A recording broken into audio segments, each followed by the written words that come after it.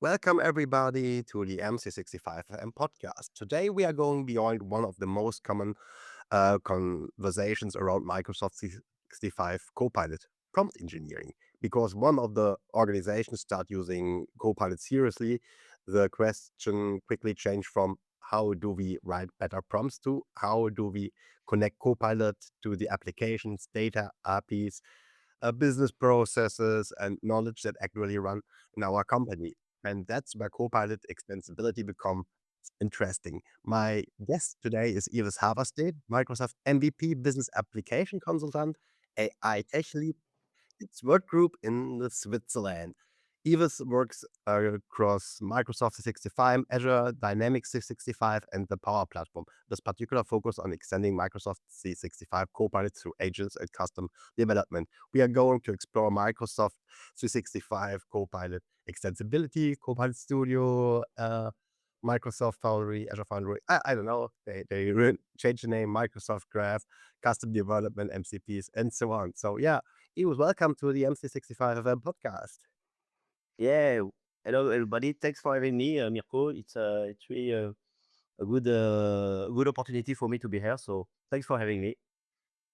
Yeah, I thank you. Before we get technical, can you tell a little bit about your journey, how you get into the Microsoft ecosystem?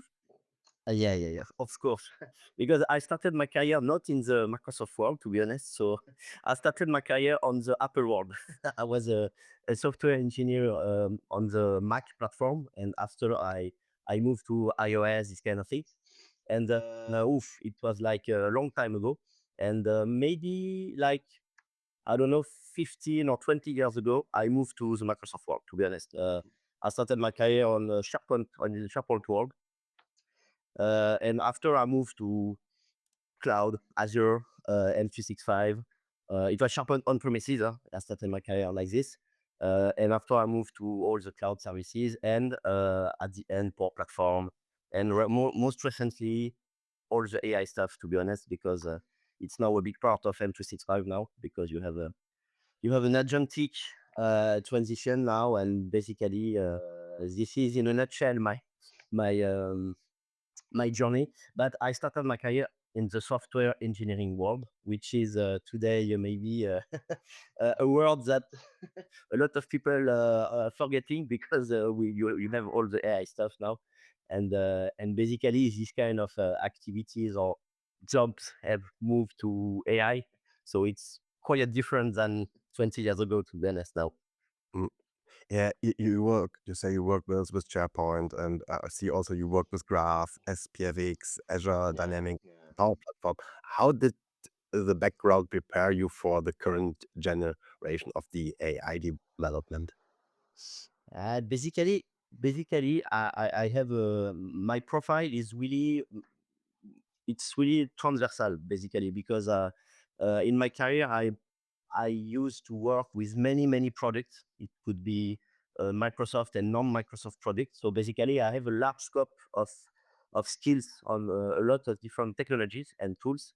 So all my jobs give me a good background. Because now with the AI, it's a wide topic because you have different kind of approaches, different kind of technologies to do AI now. It could be agentic, it could be more workflows, these kind of things.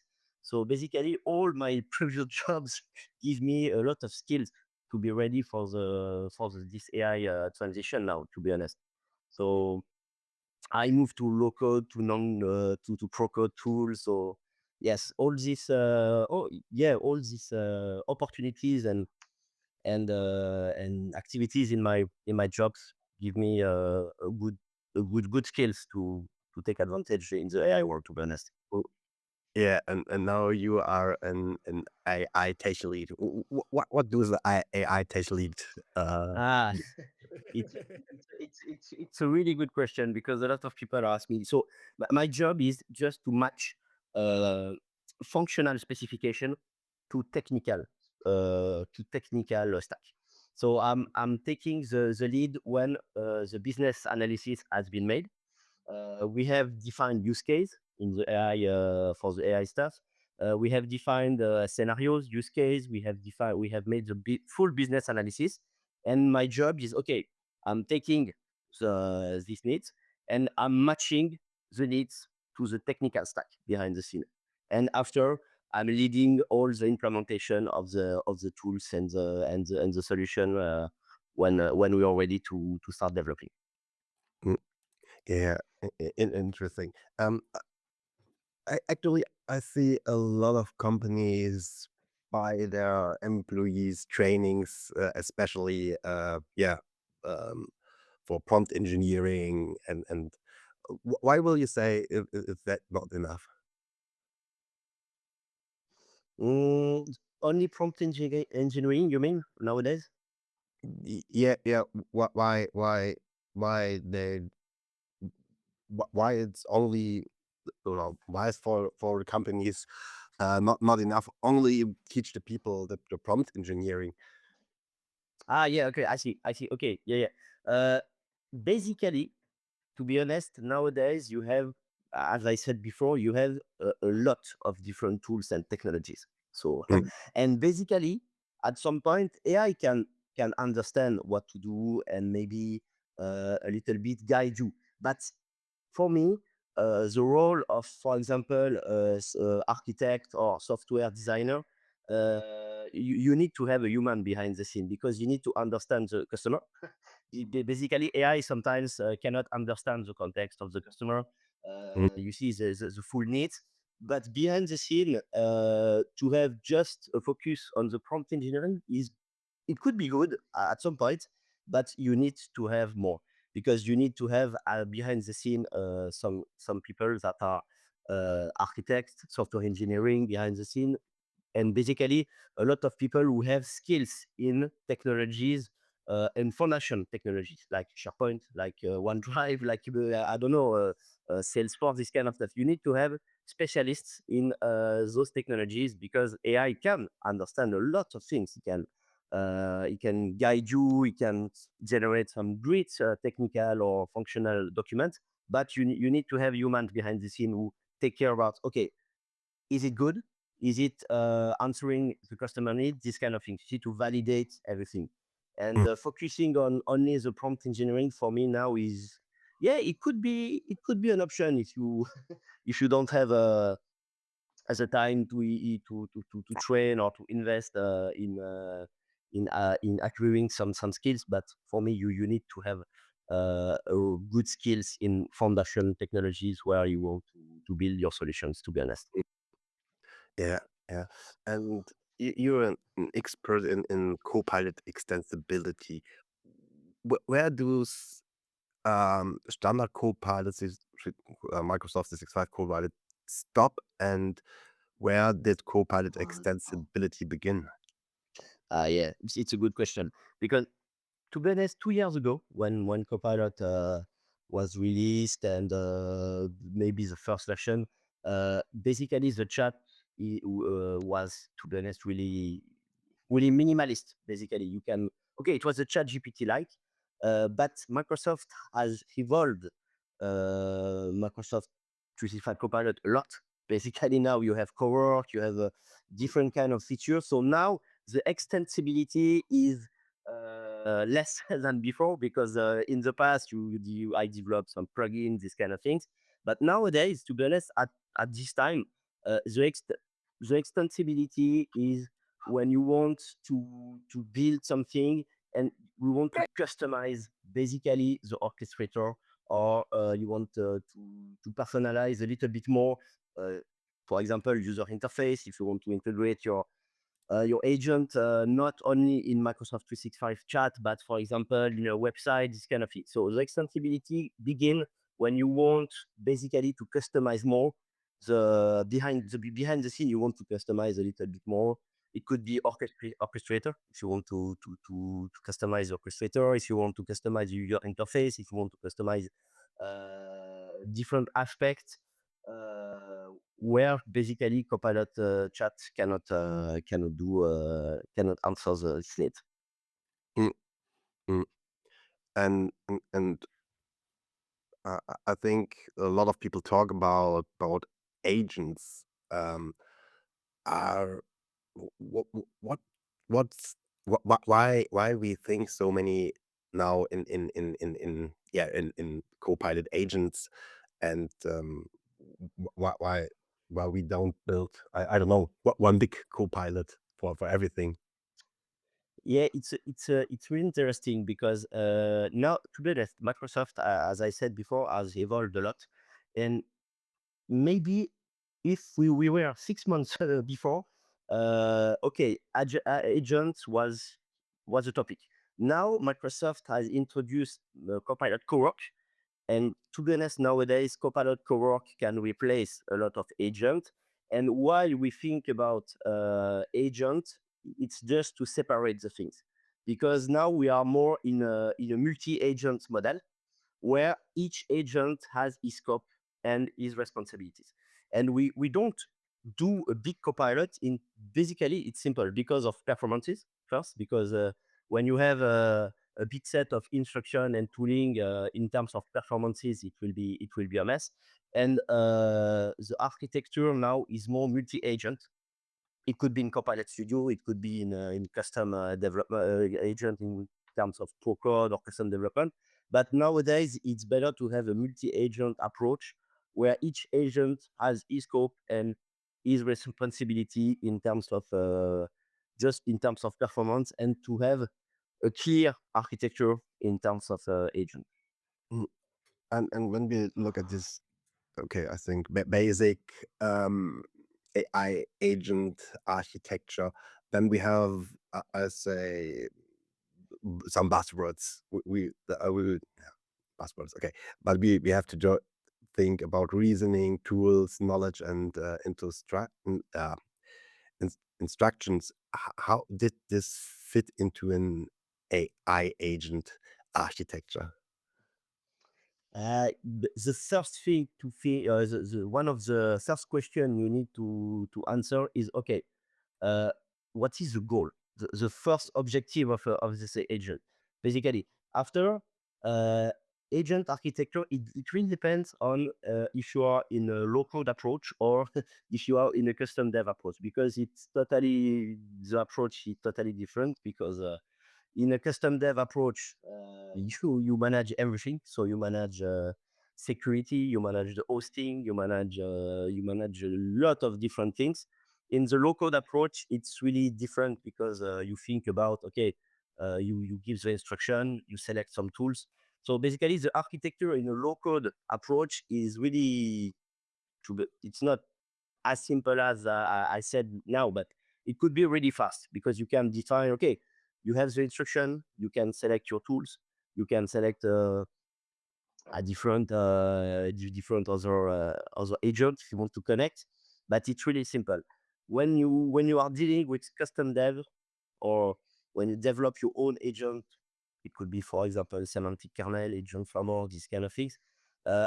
Architecture could be really more complex, because you need to deal with concepts, really advanced concepts. As I said, security, Mhm. in terms of authentication. If you have if you have, for example, multi tools, and you want to integrate some MCP, if you want to connect to internal tools protected by some reverse proxies, these kind of things. So basically, you need to reflect more in terms of architecture when you are dealing with custom agents. For example, in Copilot Studio, in terms of architecture, you have it's really fast to define the architecture. In a custom dev approach, you have to deal with advanced concept, and for a lot of people, it could be difficult, because it's really foundational aspects. And in my job, to be honest, I have deal I deal with a lot of different needs. It could be custom dev, it could be Copilot Studio, it could be simple agent in Agent Builder with a really simple needs. So basically, defining an architecture is really based on which approach you want to take. Basically, you have a general architecture you can make, but after, it really depends on the approach you want, low code or pro code. You see? Mm, yeah, yeah. But can we, um, could you describe the anatomy of a typical enterprise AI agent? Yes, I can. Basically, if you want to talk as simple as possible, uh, when you have the needs, for example, it could be a IT support agent, for example. Uh, Basically, it could be you have a set of instructions, basically, but after nowadays, as I said, you have this multi-agent approach, and basically, I put first agent as the front, like a front end. So this is the front agent, and this front agent will route all the requests across, for example, different agents. So, for example, if the user is asking about, I don't know, a Salesforce question, for example, he will route all the requests to the Salesforce IT support agent. You see, so basically, for some customer, we have made this kind of architecture because each agent take care about the scope. It could be for products like Salesforce, it could be for M365, this kind of stuff. And behind the scene, each agent has a set of instructions and a set of tools. And nowadays, it's better to use MCP servers because MCP server now is a universal plug for to integrate multi services with AI. So I have a set of MCP server, and I have also some internal knowledge sources. It could be like Jira, it could be like ServiceNow knowledge base, this kind of things. So you have Mhm. set of instruction per agent, and those instruction define the scope of the agent and what is the role of each agent. And after, you have a set of MCP servers and maybe knowledge sources. It could be PDF files. It could be multi kind of data sources. Mm, mm. And Let's after, sorry, and when a user is requesting, for example, to the main agent, after it will define, okay, I need to delegate this task to the respective agent. mm, let's a little bit look into the possibilities or into Copilot Studio. Where does it fit into the overall architecture?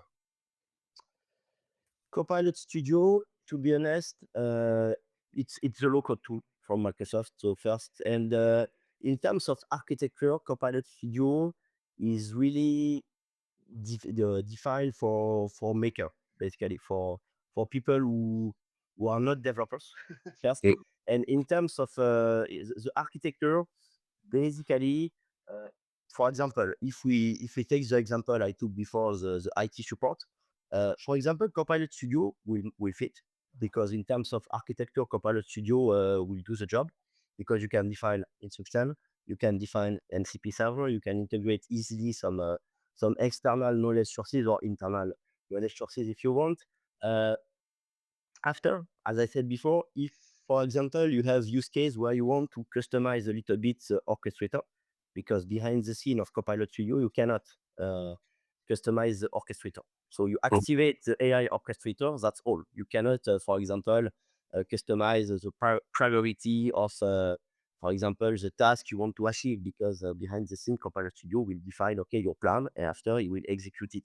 But if you want to have a little bit more customization, in this case, you need to use custom dev with, for example, semantic kernel, LangChain, agent framework most recently because Microsoft has released this framework. And in this case, you can easily customize orchestration. You can define some workflows. You can customize what you want. mm, That's Copilot Studio has an architecture that is really defined for builders and makers because it's really simple to have an agent working.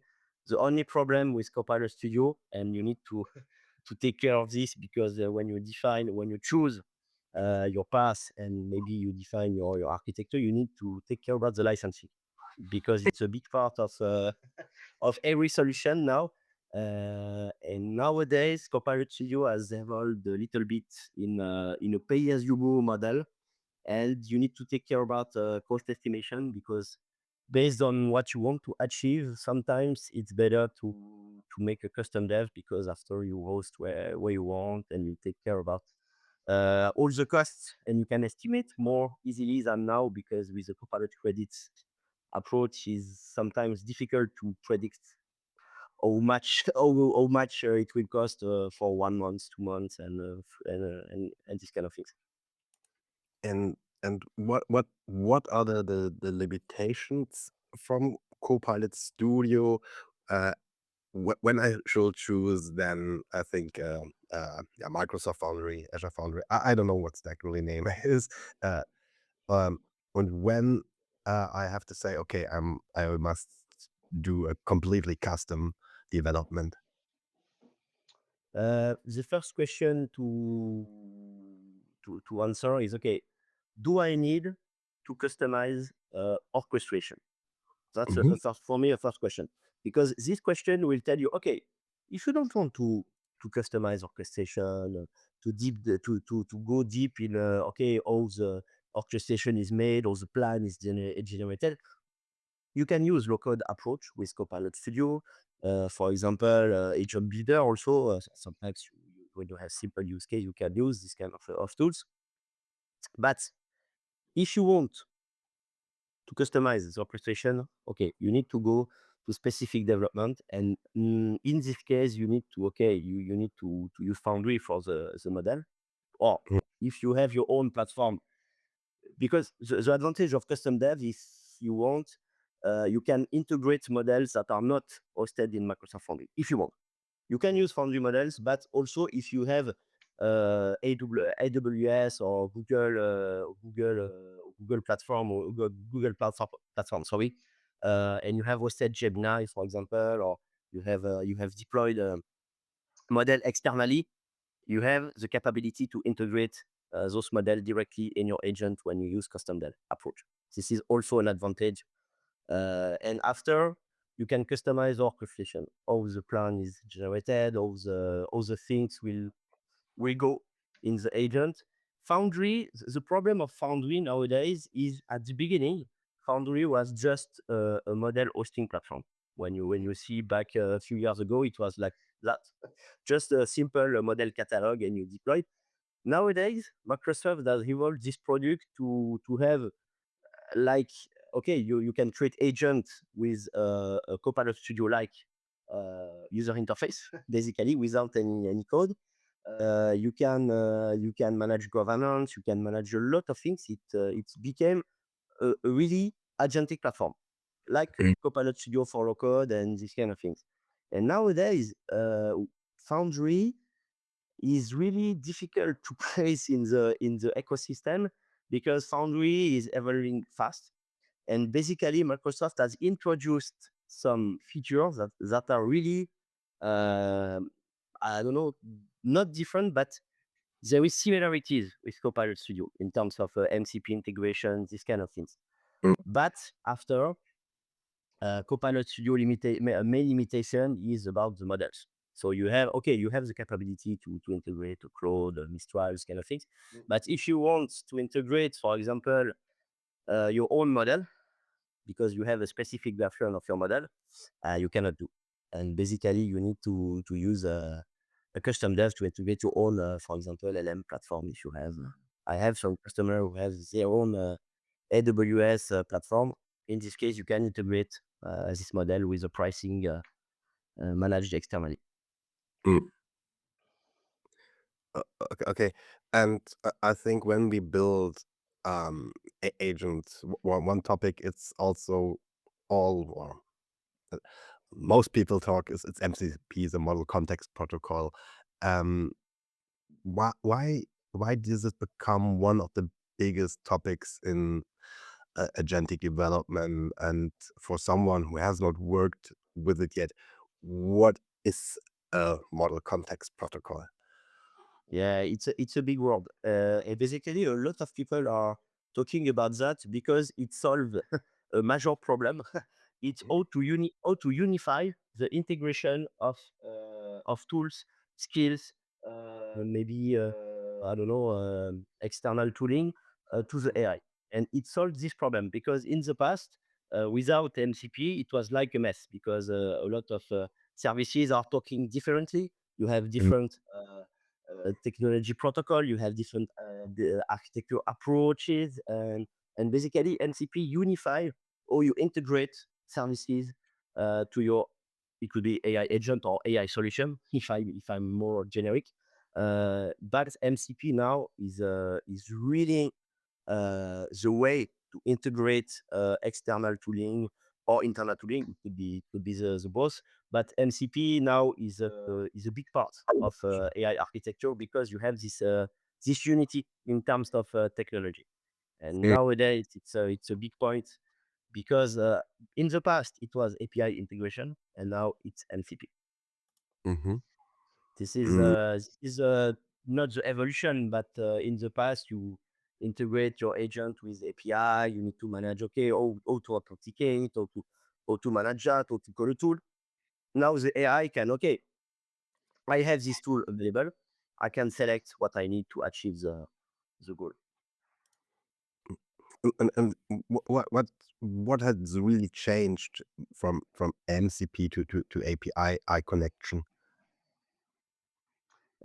Basically, in the past, in terms of integration, basically APIs are not intelligent, if I can tell that. APIs are just okay. You call a tool, and it gives you data.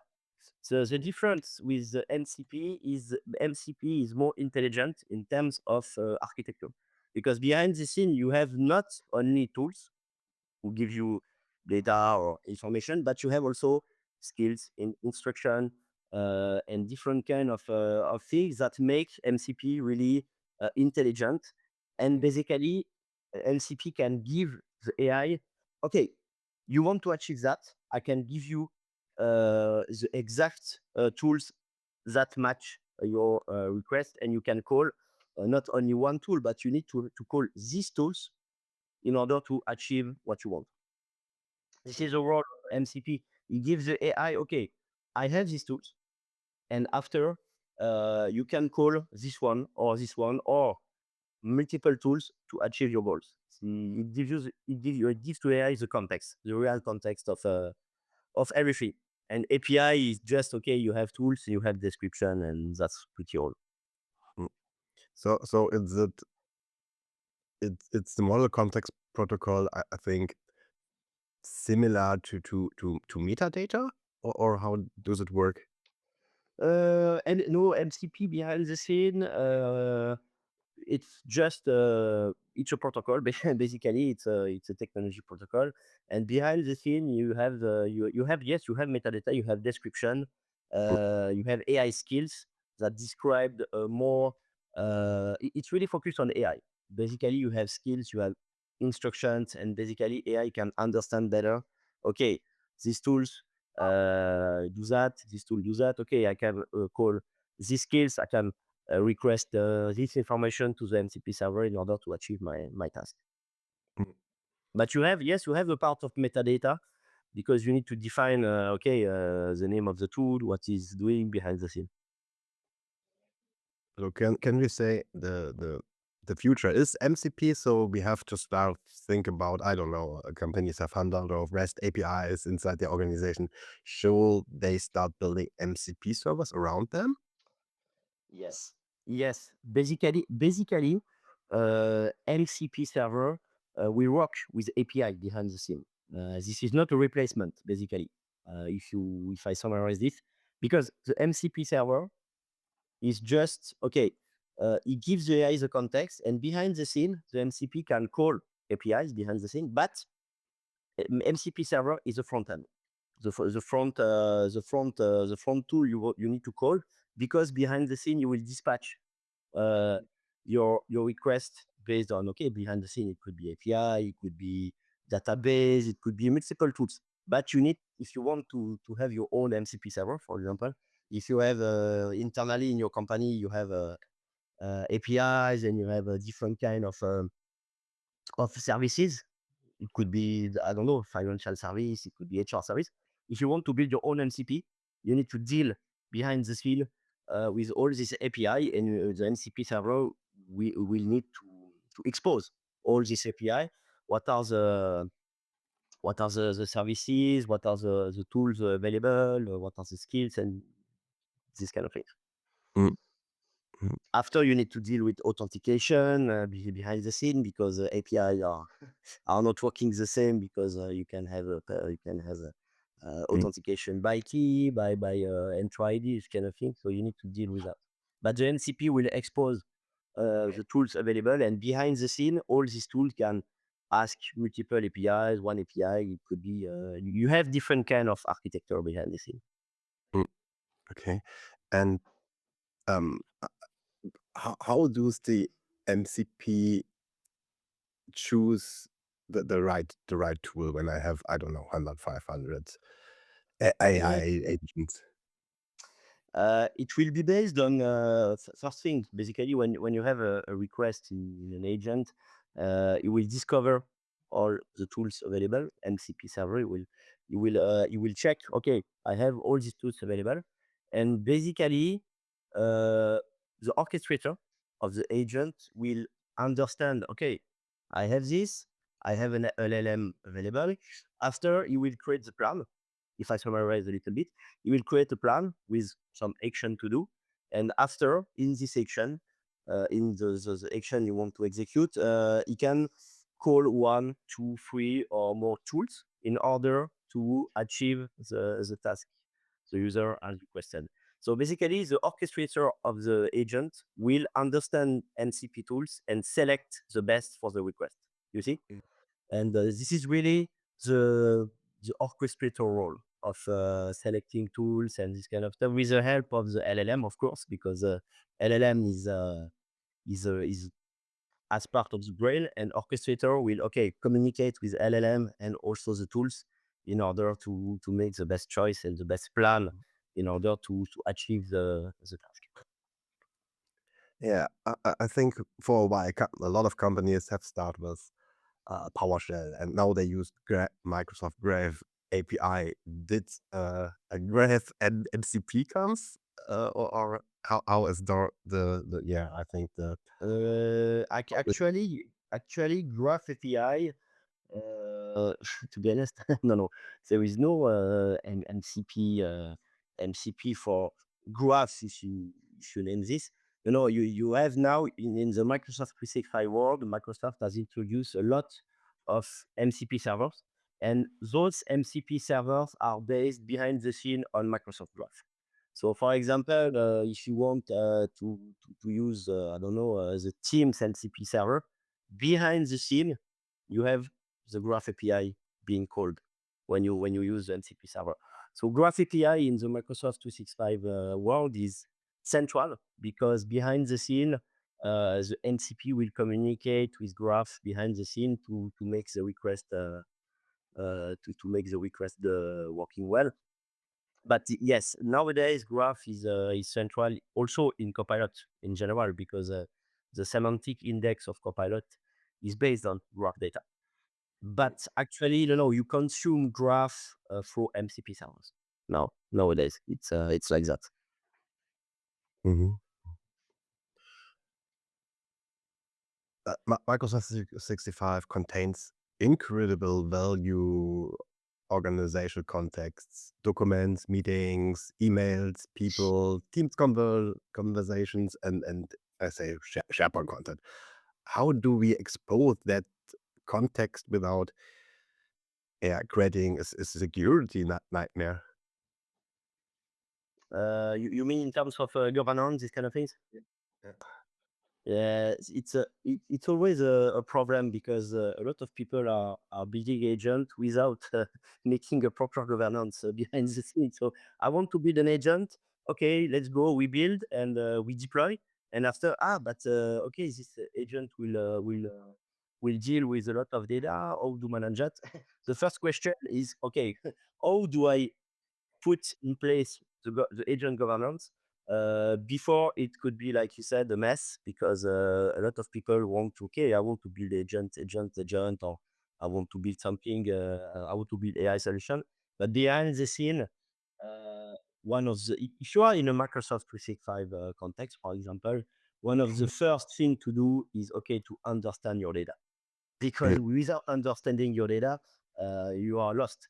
You need to understand your data because it's important to understand. Okay, am I dealing with confidential data or not? Am I dealing with highly confidential data? Okay, you need to understand your data. After, if you are in a Microsoft 365 world, you need to put in place, for example, DLP features, sensitivity labeling, this kind of things, because without this, it could be a problem.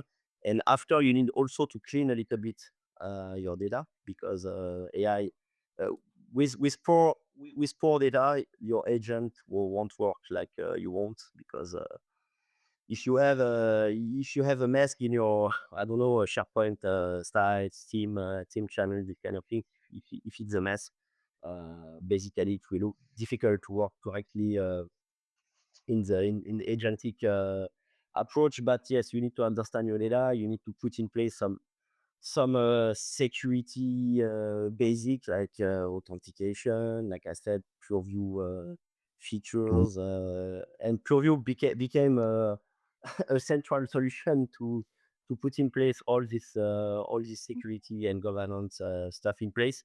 And after, when you have cleaned your data, when you have put in place some security basic, you need also to understand licensing, because mhm, before starting to build agent, you need to understand, okay, what are the developers, if, okay, are they trained for that, are they do we have the correct licensing to start building, do we need other subscriptions, this kind of things. After, one also of the big problem is the tooling. mhm, How do I integrate properly all the tools in my development, in my agent? Do I need to restrict something? So to be honest, it's a big question. You have different activities to take in consideration, but for me, the most important is to understand your data. And if a company don't understand the data, it will be a problem at the beginning, to be honest. mm. Okay. And um, when we, or how did we okay, ask it, um, the security topic? Uh, there, I think there are two, yeah, two kinds of people.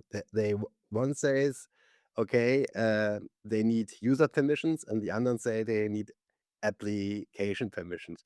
Should should agent general how should agent generally operate? Generally, and my best recommendation is always, basically, when you need to deal with agentic solution, always do in user permission, delegated permissions, because in terms of security, is, to be honest, is better, because the user will deal only with the data and tool he has access to. Mm, That's the main principle. After, if you need application permission for specific, I don't know, a specific API, specific context, you can, but don't uh, don't use directly application permission. Make it in a context of a wrapper. So you create I don't know, it could be an MCP server, for example, and you integrate this MCP with application permission behind the scene. So the MCP will call, for example, I don't know, your API behind the scene with application permission, and after, he give you the information you need, but the user don't deal directly with application permission. We call with user permission the MCP server, for example, and the MCP server will call behind the scene application or services with dedicated application permission. You see the difference? okay.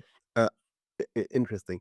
I think when we think about architecture, we also have and we look a little bit deeper, I think there are three big topics in architecture. We have the retrieval augmented generation, we have the knowledge topic, and we have the, I say, backdoor enterprise search. Um, where let us start with RAG. Where does RAG fit into the architecture? RAG, to be honest, RAG is actually the most, to be honest, in terms of performance, because AI need to understand different kind of data, and basically the RAG is here to answer a question, because in the past, when you don't have RAG, basically you need to deal with different approach. We not old school, but it was complicated. But RAG is central, because RAG will understand different kind of data, and you will retrieve basically the information the AI needs in documents. It could be multiple types of data. So yes, RAG is central nowadays in AI architecture. Mm, But mm. it's true that for a lot of users, when you are talking about RAG, behind the scenes they don't know what is it, because Microsoft nowadays, or a lot of different uh, um, software company, don't talk about this, because behind the scene you have RAG, but for example in Copilot Studio, the user don't understand behind the scene it's RAG, you see. And nowadays, when you want to go deep dive, okay, you have this kind of concept, but for a lot of user, RAG is totally they don't know what is it, because they just use tool, and they behind the scene you have those concepts. And then we have the next topic. It's knowledge. How we get these. Where did the AI systems get their knowledge? Is it a lecture point, or how does this work? Actually, you have to be honest. The knowledge could be hosted in a lot of different systems. It could be plain text file, it could be a markdown file, it could be a knowledge base, it could be an API. But actually, if you have an MCP server, you can access those knowledge. Or if you have, for example, I don't know, you have connector to SharePoint, you have connector to many services nowadays. So accessing the knowledge is more easy than before, to be honest. Because in the past, you need to build your plugin and to build everything. Nowadays, you have a direct connector to many systems. You can integrate your knowledge without dealing with big development stuff, to be honest. Mm. I think I think often we have, I don't know, I connect to my, I say to my, I don't know, OneDrive. Um, and how does AI understand what are not ready documents, or outdated, or I don't know, duplicated? How can how understand this an AI system what it should use and what not? Basically, you are using RAG, because behind the scene you need to understand, okay, what is your data. But to be honest, if I summarize a little bit, you start from the prompt. Okay, the user want to okay, you want to for example to search across I don't know, a knowledge base, and for example OneDrive. Behind the scene, when the orchestrator, with the help of LLM, understands the prompt and the user intent, uh, behind the scene, uh, you have the index, basically, because for example in Copilot you have the semantic index, and this semantic index give you uh, basically, okay, I have all this knowledge, and you can, with the semantic index, query. The AI can query directly the semantic index to perform a RAG, for example, and you can directly, okay, select the right documents based on the needs. But in Copilot, you have this semantic index, and the Mm-hmm. AI can query directly this index with natural language behind the scene. So AI will ask, okay, I want to understand, I don't know, how how to set up my company VPN, and behind the scene you will perform RAG on the semantic index and basically retrieve the document that contains, for example, all the setup of the company VPN, for example. In Microsoft 365 Copilot Chat, behind the scene, it's Graph API because, as I said before, you have the semantic index built on Graph API. It's Graph feature behind the scene. But when you have custom development, you have, for example, Foundry IQ. Behind the scene, it was an Azure services with a different name, but now you can have your own rack system if you want. And basically, you can, when you have a custom agent, you can directly ask this for Foundry IQ instance. Okay, uh, I want to get the setup of my VPN company, and the AI can retrieve what it needs in terms of documents. It could be PDF, Word, Excel, this kind of things. Mm-hmm. And and uh, that's how the search works, right? Or In, behind the scene, you mean? yeah. Behind the scene, yes, you have the search, but basically nowadays you have behind the scene of Copilot Chat, you have three capability. You have the standard search, which is basically a search that, okay, you simply put some keywords and you will search across your documents and this kind of thing. This is a simple search, or we all know keyword search like Google. After, you have two different capabilities. You have first the RAG behind the scene. You have the capability of RAG in Graph, and you have also the Copilot semantic index search, which is a little bit different because RAG is really more advanced than the Copilot semantic index search. But you have all these three capabilities behind the scene in order to make your it's not you, but behind the scenes, the AI can call these three different capabilities to retrieve the data across OneDrive, Teams, M365 in general. After, Mm-hmm. the semantic index of Copilot include also the Copilot connectors. So, for example, if you have connected Salesforce to with the Copilot connector, it can also search across all your data in Salesforce, in ServiceNow, in multiple tools, because it's everything. With the Copilot connector, you have integrated all the data in the graph index, semantic Mm-hmm. index, so it can query directly your external systems. Mm-hmm.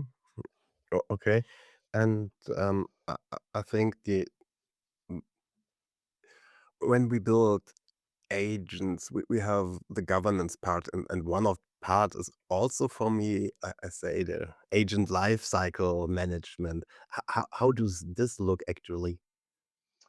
How it look actually, it's, to be honest, in the Microsoft ecosystem, it's pretty simple, if I can say that, Mm-hmm. because when you are dealing with low code, for example, Copilot Studio, you are dealing with core platform concept, ALM, and nothing has changed. So you have solution, you have ALM in place, you have pipeline. So when you are dealing with Copilot Studio, to be honest, it's like before, because you have all the stuff you invested to in terms of core platform governance, lifecycle, ALM. It's strictly the same.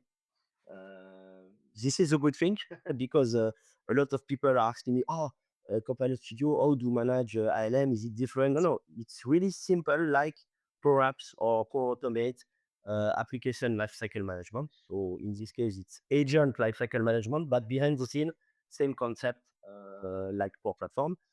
And when you are dealing with, for example, custom dev, basically, it's like when you are building application, .NET applications kind of stuff, because you manage everything like code. So you have frameworks, you have security aspect, this kind of thing. So everything, to be honest, in terms of application agent lifecycle management, it's really the same concept than before.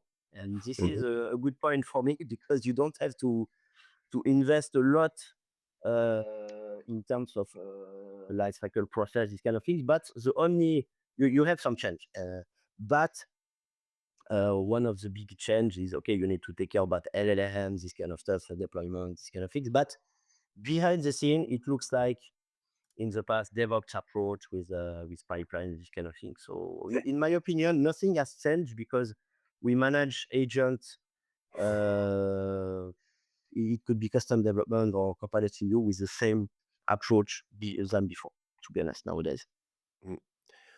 And this means, or when the company they don't use before AI in the company, but they have the perfect setup for Purview, for Defender, and all the tools. Makes Is there any change that they have to do, or is it this means AI readiness? It's a big question because AI readiness for Microsoft is okay. Are your SharePoint permission managed? This kind of things, but okay, AI readiness for me is not only a technical approach because okay, technical we know what to do. Okay, we need to manage permission across a lot of services. For me, AI readiness must include also the data understanding because when you don't understand your data, as I said before, you cannot you cannot manage the technical part because when you don't know what is confidential or not, for example, it's difficult to put in place some security stuff. But if we follow Microsoft, AI readiness is okay. You want to manage permissions, you want to put sensitivity labels in place, you want to make GLP, this kind of things. Mm, But you have also a more high level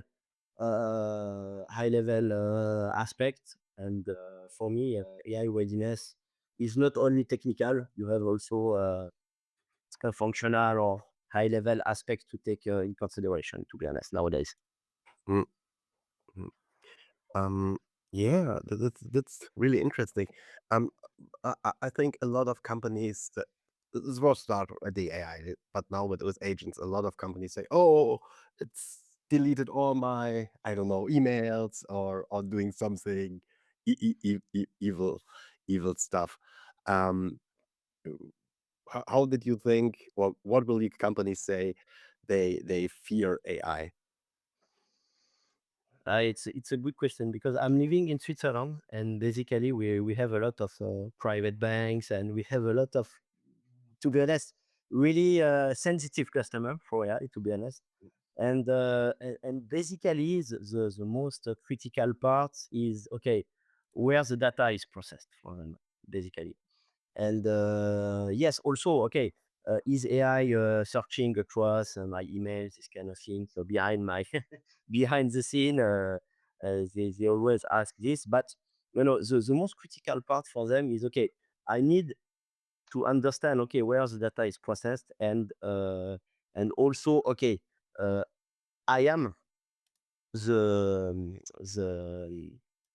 the owner of the AI. So I I put the instruction to the AI, and the AI behind the scene will do the job. And they are afraid of, for example, the autonomous aspect because nowadays, okay, you can okay do that, and behind the scenes, the AI will search for something, query something behind the scene, and they are afraid of okay. When I ask the AI to do something, what is behind the scene performed. And yes, there is a lot of questioning like this. Okay, how do I take the control of the full process behind the scene of it could be an AI agent or of an AI service? Yes, there is some question like this, but it's really a question of adoption also, training, to put in place some training about okay how to understand AI, how to understand behind the scene what is performed exactly, And transparency is also a big point, because transparency needs to be put in place in every AI solution. Because transparency is, for me, a big topic, because you need to put in place all everything, because your AI solution need to be transparent. You need to understand what is performed behind the scene, what data is query.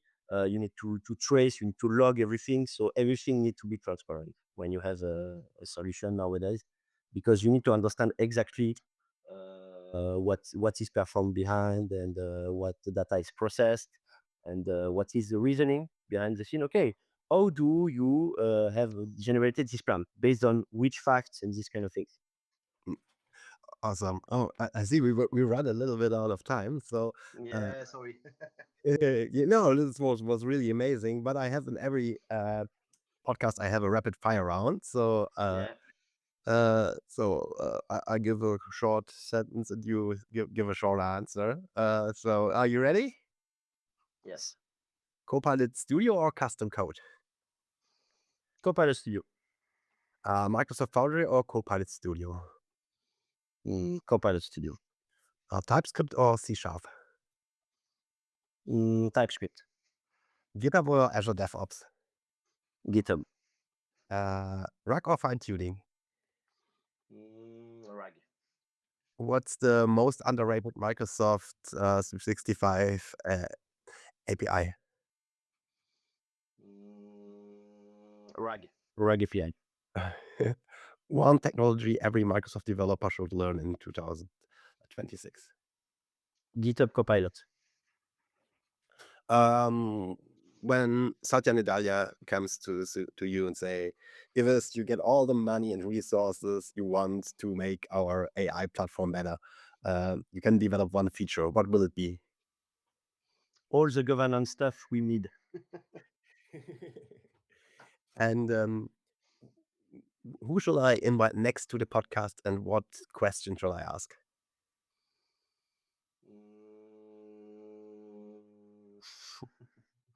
Oh, good question. I have a lot of friends. But yes, maybe you can ask to my. I have a co-speaker in many conference. You can ask to, for example, Chloe Moreau. She was a functional consultant before dealing to the technical side now, and she has a really good story about functional vs technical stuff in the Dynamics 365 world. So maybe you can invite her and ask, okay, tell me nowadays how to deal between functional and technical work, because you have some big challenges there. Yeah, and my closing question is: what should people, when they can take one learning from this session, what should they take? From this session, you mean? Mhm. Uh, Basically, AI is evolving fast, and if you want to be up to date nowadays, you need to follow everything, because nowadays AI is really across all the Microsoft stacks, to be honest. And nowadays, one of the thing you need to understand is the evolution is fast, and you need to be up to date.